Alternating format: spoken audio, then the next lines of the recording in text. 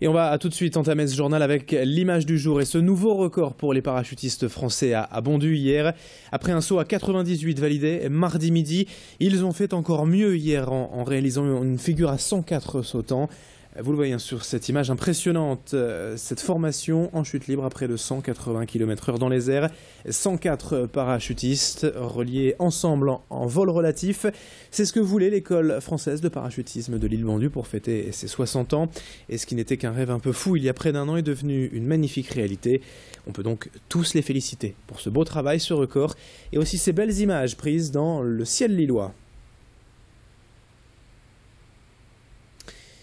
L'information à la une en ce jeudi, c'est aussi malgré tout la mésaventure d'une habitante de l'île Sud depuis plusieurs mois face à l'impossibilité pour elle de scolariser normalement ses neveux.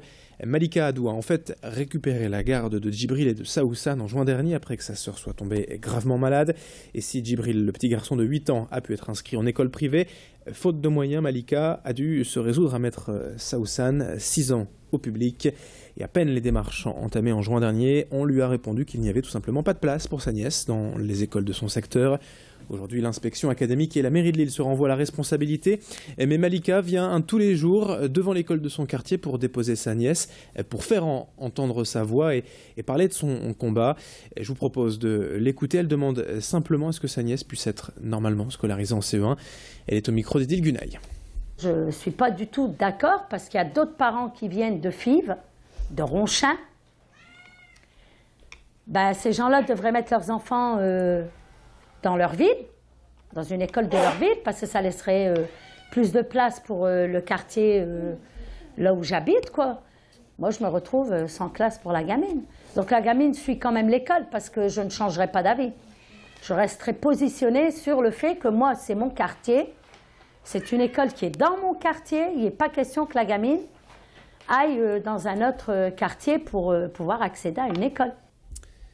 Éducation toujours avec la visite hier matin de l'inspecteur académique, justement au collège Samin de Roubaix. Et Christian Wassenberg est venu découvrir l'un des nouveaux réseaux REP+, une refonte de l'éducation prioritaire qui sera généralisée à la rentrée prochaine. Aujourd'hui, 8 collèges dans le département profitent déjà de ce type d'aménagement REP+, et l'objectif est de valoriser les élèves, valoriser leurs talents, qu'ils accèdent à d'autres compétences afin de les mettre en situation de réussite.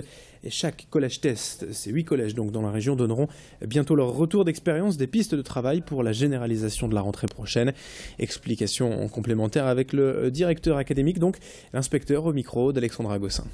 Nous allons mettre des moyens en plus pour que les enseignants puissent mieux travailler ensemble, mieux travailler en équipe et mieux se former. Concrètement, cela veut dire que les enseignants ont un temps de pondération sur leurs obligations de service. C'est-à-dire, grosso modo, au lieu de faire 18 heures devant élèves, ils vont faire environ 16 heures 30 devant élèves. Le reste du temps, ils ne vont pas le passer chez eux, ils vont le passer dans des temps de concertation.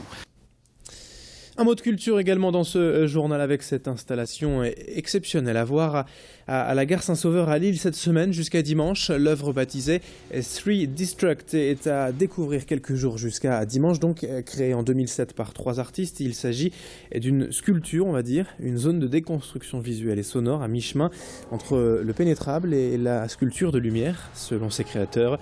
L'œuvre propose en fait au public une immersion dans un univers non linéaire, détruisant toute cohérence spatiale. Elle a fait le tour du monde depuis 7 ans déjà et est à Lille pour quelques jours dans le cadre de l'expo Micro-Macro à la gare Saint-Sauveur. Alexandra Gossin a pu rencontrer hier sur place l'un des 3 artistes à l'origine de cette œuvre pour le moins déroutante. C'est plutôt un storyboard avec des sensations qu'on a envie de créer, des thèmes graphiques qu'on a envie d'utiliser et donc voilà, c'est plus on crée ce storyboard comme on ferait un scénario pour un film, mais voilà, c'est un storyboard abstrait et là-dessus voilà, on construit le son, l'image en discutant avec, vu qu'on est 3, donc on discute entre nous pour construire chaque élément et ça se construit comme ça.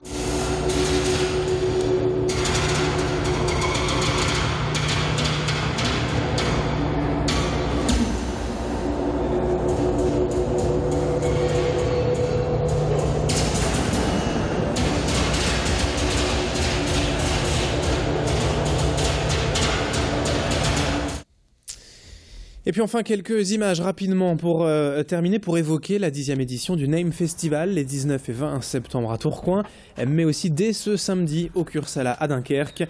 Le Name qui se délocalise en région et propose une soirée spéciale en bord de mer, car en plus de la soirée électro en intérieur au Cursal, plusieurs artistes vont jouer en fin d'après-midi directement sur la digue de Malo-les-Bains samedi. Un bifort marin et un parcours itinérant en 4 étapes à découvrir pour les amateurs. Puis évidemment, n'oubliez pas l'événement principal tout de même du Name, les Nuits de la Tossée, le week-end prochain, 19 et 20 septembre à Tourcoing. Renseignements sur le namefestival.com. Fin de ce journal, dans un instant à suivre la météo et l'infotrafic sur Grand Lille TV. Très belle journée à toutes et à tous.